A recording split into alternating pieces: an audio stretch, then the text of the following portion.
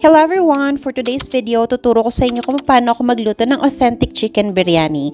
So, naghiwa lang ako ng dalawang malalaking sibuyas. Yung iba ilalagay ko sa masala, yung iba naman is for the toppings.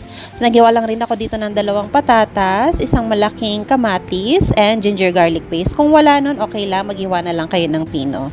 So, ito na yung chicken ko. Meron yung ginger garlic paste din, tomato, meron din yung spices, i-attach ko na lang sa video yung spice na ginamit ko. Yun kasi yung pinakamasarap so far na na-try ko. And authentic yung lasa niya. Yogurt, salt, and ayun, yun na yan. So, magigisa na ako dito. Inuna ko yung kamatis kasi masusunog yung ginger garlic paste.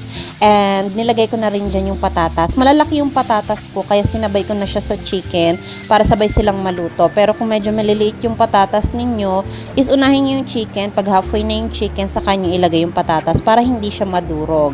So, nilagyan ko rin yan ng konting tubig and little bit more salt and pepper. So, nung naprito ko na yung sibuyas, nilagay ko lang yan dyan and ihahalo ko siya. Ngayon, habang nagluluto yan dyan, gagawa na tayo ng basmati rice. Doon ako nagprito ng basmati rice sa rice cooker namin kasi para, ayun, madaling maluto, tsaka para hindi siya masunog. So, ito yung mga spices na nilagay ko dyan sa melted butter and nilagay ko na yung wash na basmati rice.